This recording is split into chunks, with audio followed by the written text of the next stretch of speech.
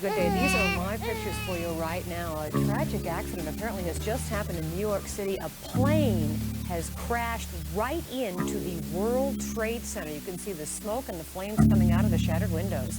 Now, the World Trade Center, of course, in New York's financial district, Twin Towers, of course, was the target of a terrorist bombing several years ago down in the basement area. There's a huge gaping hole in one of the towers of the World Trade Center. Thousands, tens of thousands of people actually work inside those two buildings in the heart of New York's financial district. And we're looking at live pictures right now from one of the television stations in New York. Let's go ahead and see if we can listen in now to some live news coverage that's going on right now on the scene. And I'm like on the 14th floor, so I was just like looking out, you know, because there's like a fire, something like fire staircase or something, you know, just like a little balcony. And I saw it go right into the building, and I was like, oh my God, you know. And it was a big plane. It wasn't, you know, a little plane. It was fairly big.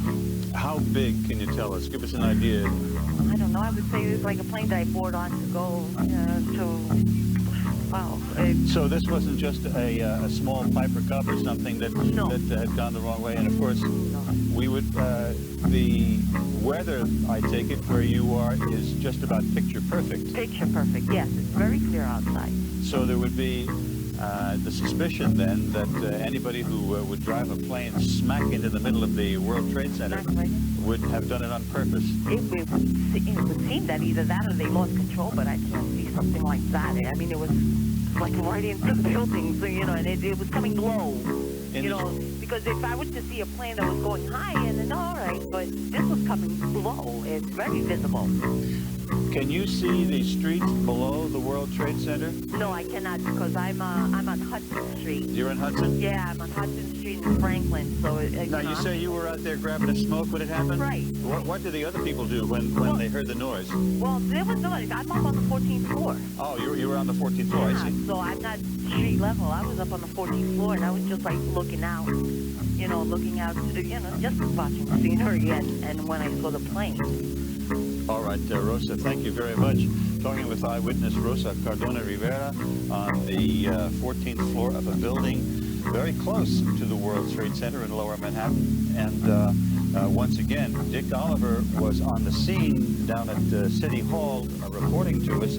However, our transmitter is located on top of the World Trade Center building, so that apparently caused our picture from that remote to just go out on us.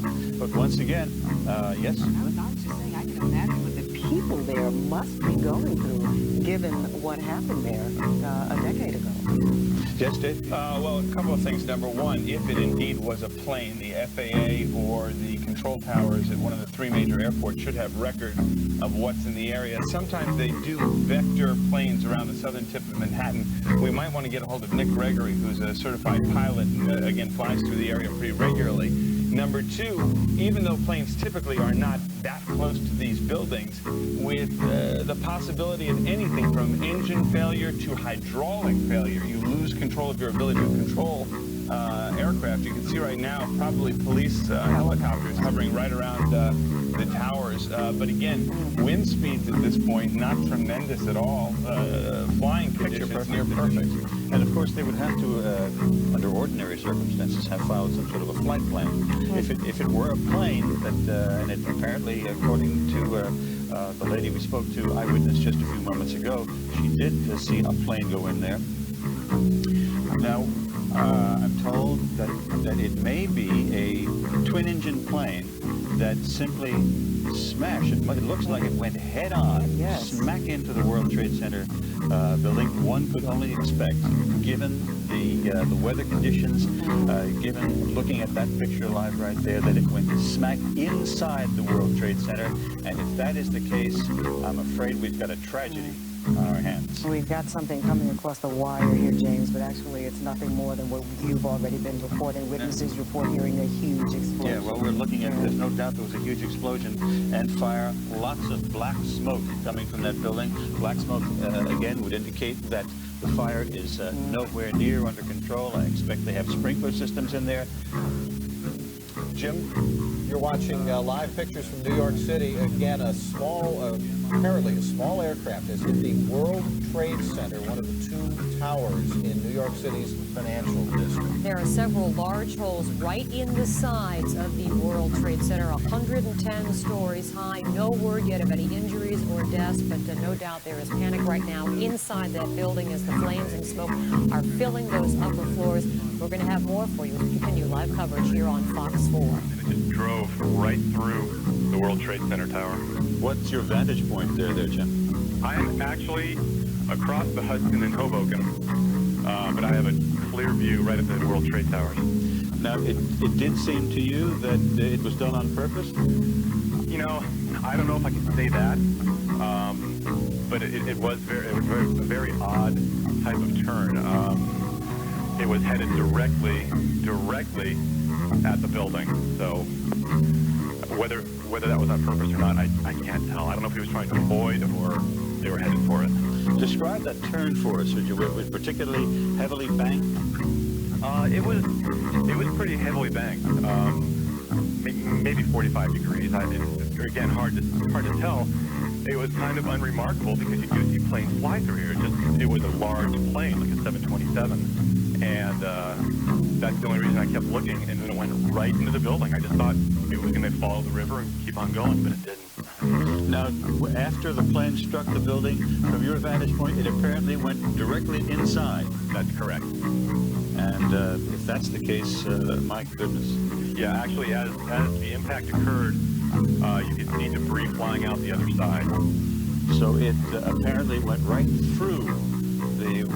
we're looking at a live picture of the building right now, Jim, and what would you say that would be, about the 90th floor or so?